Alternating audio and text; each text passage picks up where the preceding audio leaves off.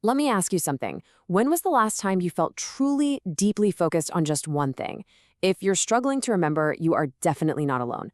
Today, we're diving into Chris Bailey's incredible book, Hyperfocus. It's basically a game plan for managing what he argues is our single most valuable resource, our attention. The book kicks off with this quote, and honestly, it's perfect.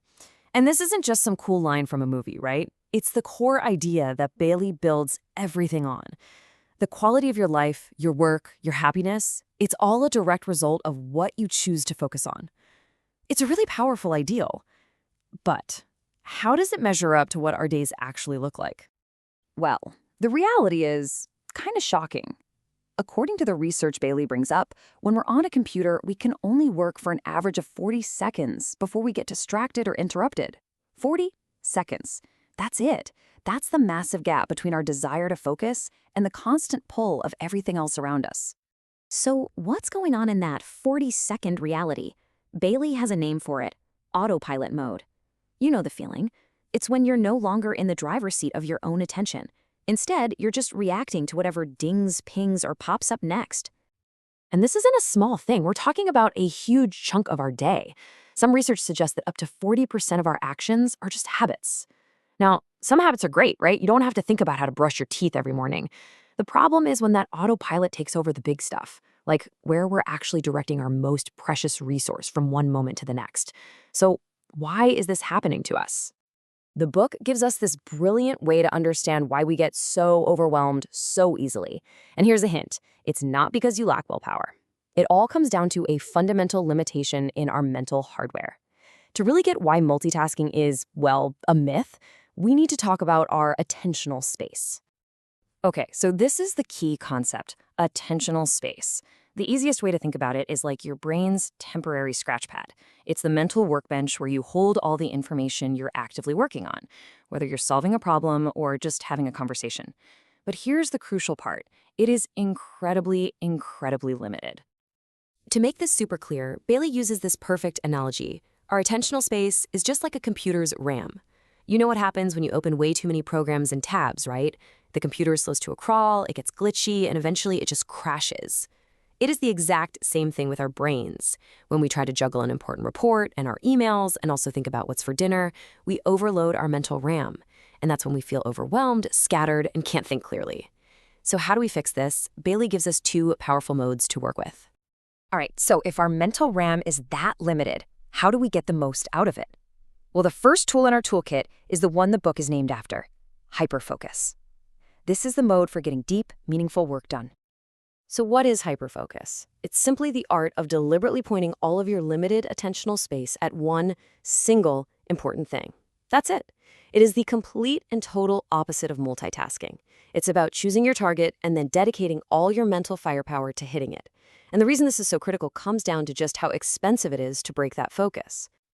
Just look at this number, 25 minutes. Studies show that's the average amount of time it takes to get fully back on track after you've been interrupted from a complex task.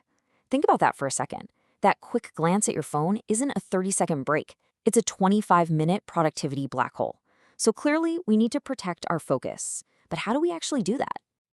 Bailey gives us this wonderfully simple ritual called the Rule of Three. It's so easy. At the start of your day, just decide, what are the three most important things I want to get done today? This isn't your giant to-do list. This is your priority list. This gives your brain a clear, pre-approved target for where to aim all that precious attentional space. And to actually achieve that focus, you have to build a fortress. Bailey calls it distraction-free mode. This means getting proactive. Use an app that blocks distracting websites. Put your phone on Do Not Disturb, or even better, put it in another room. And I absolutely love this last tip. Keep a notepad next to you for a distractions list. When your brain randomly says, oh, I need to buy milk, you just write it down and immediately get back to work. You deal with it later. Okay, so that's hyperfocus, but it's only half of the system. Let's talk about its secret partner, the second mode, which is, I promise, gonna sound totally counterintuitive at first. It's called Scatterfocus. Now, Scatterfocus is not about being lazy. It's not about zoning out. It's the intentional act of just letting your mind roam free. Think of it like taking your brain for a walk. This is where we recharge our attentional space. where our brain starts connecting weird and wonderful ideas to come up with creative solutions, and, maybe most importantly, where we do our best long-term planning. So what's our brain actually doing when we let it off the leash like this? This chart is fascinating. When our minds wander, they spend nearly half the time, 48%, thinking about the future. This isn't wasted time at all. This is our brain's natural, built-in planning software doing its job. But the problem is, in our modern world, we've basically declared war on this essential state of mind. So I'll ask you again, when was the last time you were truly bored? If you can't remember, there's a good reason why. Every single spare moment we have, waiting in line, in an elevator, at a red light, is immediately filled by pulling out our phones. We've systematically eliminated boredom from our lives, and in the process, we've accidentally eliminated the space for scatterfocus. And if you think that's an exaggeration, get a load of this. A study cited in the book found that a huge majority of people, and especially men, would literally rather give themselves a mild electric shock than just sit alone with their own thoughts for 15 minutes. That is how deeply uncomfortable we've become with just being quiet and letting our minds wander. So the key here isn't to live in a state of hyperfocus 24/7. That would just lead to burnout. The real goal is to create a healthy rhythm.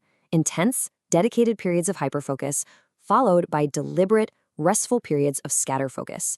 It's the combination of the two that unlocks peak productivity and creativity. And in the end, it all comes back to this one powerful idea. This is really the core thesis of the entire book. When you manage to keep your attentional space clear, intentional, and focused on what matters, your life itself feels clear and focused. But when it's cluttered, overloaded, and chaotic, well, your life feels exactly the same way. So, as we wrap up, the book leaves us with this powerful thought, reframed as a direct question to you. Your life, right now, is simply the sum of all the things you have paid attention to. So by choosing to manage that attention with real intention, by deciding when to hyperfocus and when to let yourself scatterfocus, you're actively choosing the kind of life you want to live.